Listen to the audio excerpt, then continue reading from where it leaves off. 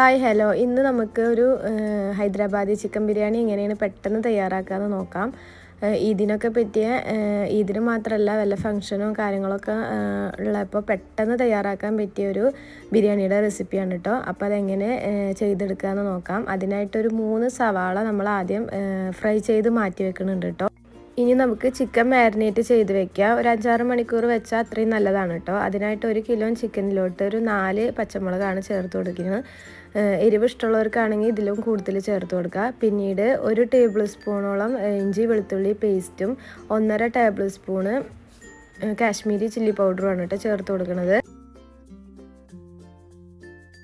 അതിനുശേഷം ഒരു 1/4 ടീസ്പൂണ് മഞ്ഞൾപ്പൊടി ചേർത്ത് കൊടുക്കുക.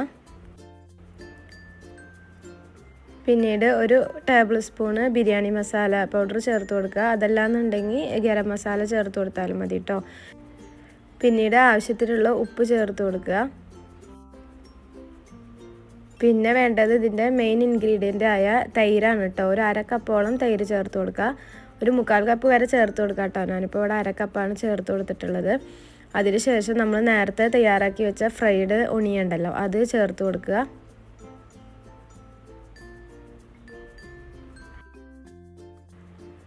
അതിനുശേഷം ഒരു കൈപ്പിടി മല്ലിയിലയും പുതിനയിലയും ചേർത്ത് കൊടുക്കുക കേട്ടോ.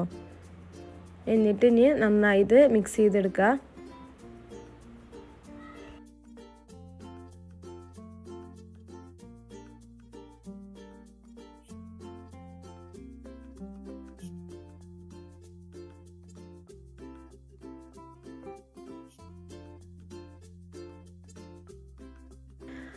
അങ്ങനെ ചിക്കനിലോട്ടൊക്കെ മസാല നന്നായി പിടിപ്പിച്ചതിന് ശേഷം ഇനിയിത് റെസ്റ്റ് ചെയ്ത് വെക്കാം കേട്ടോ. നമുക്ക് ടൈം ഉണ്ടെങ്കിൽ കൂടുതൽ സമയം റെസ്റ്റ് ചെയ്ത് വെക്കുകയാണെങ്കിൽ നല്ല ടേസ്റ്റ് ആയിരിക്കും കേട്ടോ. ഇനി നമുക്ക് റൈസിനുള്ള പരിപാടി നോക്കാം. അതിനായിട്ടൊരു പാനിലോട്ട് കുറേ വെള്ളം ഒഴിച്ച് കൊടുക്കുന്നുണ്ട് കേട്ടോ. നമ്മളിത് വറ്റിച്ചെടുത്തിട്ടല്ല ചെയ്യുന്നത്. ഒരു 3 കപ്പ് ബസ്മതി റൈസാണ് കേട്ടോ ഞാനിപ്പോൾ ഇവിടെ എടുത്തിരിക്കുന്നത്. അതിലോട്ട് കുറച്ച് എണ്ണയും ഒഴിച്ച് കൊടുത്തിട്ടുണ്ട്. ആവശ്യത്തിന് ഉപ്പും ചേർത്ത് കൊടുത്തിട്ടുണ്ട് കേട്ടോ. അങ്ങനെ ഈ ബസ്മതി റൈസ് ഒരു 1/2 മണിക്കൂർ നമ്മൾ കുതിർക്കാൻ വെച്ചിട്ടുണ്ടായിരുന്നു കേട്ടോ. ഈ ഒരു പരിവാവണ വരെ നമ്മളിത് വേവിച്ചെടുക്കുക. അങ്ങനെ നമ്മൾ അരിയൊക്കെ ഊറ്റി മാറ്റി വെച്ചിട്ടുണ്ട്. ഇനി നമുക്ക് ചിക്കൻ്റെ പരിപാടി നോക്കാം. കുക്കറിലോട്ട് കുറച്ച് 2-3 ടേബിൾ സ്പൂണ് ഓയിൽ ഒഴിച്ച് കൊടുത്തിട്ട് നമ്മൾ നേരത്തെ മാരിനേറ്റ് ചെയ്ത് വെച്ച ചിക്കൻ അതിലോട്ട് ഇട്ട് കൊടുക്കുക കേട്ടോ. എന്നിട്ട് ഒരു 2 മിനിറ്റ് നേരം ഒന്ന് ഇളക്കി കൊടുക്കുക. അതിനുശേഷം നമ്മൾ കുക്കർ അടച്ച് വെച്ചിട്ട് ഒരു 2 വിസിൽ വരെ വേവിച്ചെടുക്കുക കേട്ടോ. 2 വിസിൽ മതിയാവും. കറക്റ്റ് 2 വിസിലായിട്ട് ഓഫ് ചെയ്തിട്ട് പിന്നെ പ്രഷറൊക്കെ കളഞ്ഞതിന് ശേഷം ഓപ്പൺ ചെയ്യാം കേട്ടോ.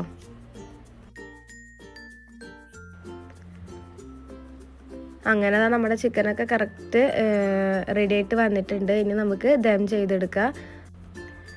നമ്മുടെ വേവിച്ച ചിക്കൻ്റെ മുകളിലോട്ട് നമ്മൾ നേരത്തെ വേവിച്ച് മാറ്റി വെച്ച റൈസ് ഇട്ട് കൊടുക്കുക കേട്ടോ.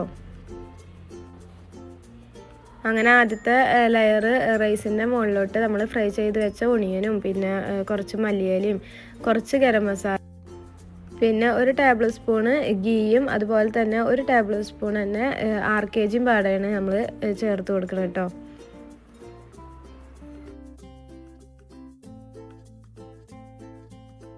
ഇനി ഇതിൻ്റെ മുകളിലോട്ട് അടുത്ത ലെയർ റൈസ് ഇട്ട് കൊടുക്കുക കേട്ടോ. എന്നിട്ട് നമ്മൾ ആദ്യം ചെയ്ത പോലെ തന്നെ ഗീയും RKGയും ഫ്രൈഡ് ഓണിയനും പിന്നെ മല്ലിയിലൊക്കെ ചേർത്ത് കൊടുക്കുക. പിന്നെ കുറച്ച് ഗരം മസാലയും ഇതുപോലെ തന്നെ തൂവി കൊടുക്കുക കേട്ടോ. അതല്ലെങ്കിൽ ബിരിയാണി മസാല ചേർത്ത് കൊടുക്കുക. എന്നിട്ട് ഇത് നമുക്കൊരു 10-15 മിനിറ്റ് ദം ചെയ്തെടുക്കാം കേട്ടോ. ലോ ഫ്ലെയിമിൽ ഇട്ടിട്ട് ഒരു 15 മിനിറ്റ് നമുക്ക് ദം ചെയ്തെടുക്കാം.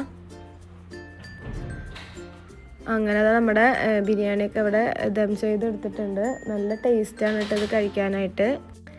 ഇത് നമുക്ക് സെർവ് ചെയ്യുമ്പോൾ മുഴുവനായിട്ട് മസാലയും ചോറൊക്കെ പാടെ നന്നായി ഇളക്കി കൊടുക്കുക. അതല്ലാന്നുണ്ടെങ്കിൽ കുറച്ച് ഭാഗം ഇതുപോലെ നമുക്ക് യോജിപ്പിച്ച് കൊടുത്തിട്ട് ആക്കി സെർവ് ചെയ്യാം കേട്ടോ. ഞാനിപ്പോൾ ഇവിടെ കുറച്ച് ഭാഗം മാത്രം ഒന്ന് യോജിപ്പിച്ചെടുത്തിട്ട് സെർവ് ചെയ്യണേ. ശരിക്കും പറഞ്ഞാൽ ഹൈദരാബാദി ചിക്കൻ ബിരിയാണി പറഞ്ഞാൽ കുറച്ച് എരിവ് മുമ്പിൽ നിൽക്കണം കേട്ടോ. ഞാനിപ്പോൾ പച്ചമുളകിൻ്റെ ആയാലും മുളക് പൊടിയുടെ ആയാലും അളവൊക്കെ കുറച്ചിട്ടാണ് ചേർത്ത് കൊടുത്തിരിക്കുന്നത്. ഇനി എരിവ് ഇഷ്ടമുള്ളവരാണെന്നുണ്ടെങ്കിൽ അതിൻ്റെയൊക്കെ അളവ് കൂട്ടിയെടുക്കാം കേട്ടോ.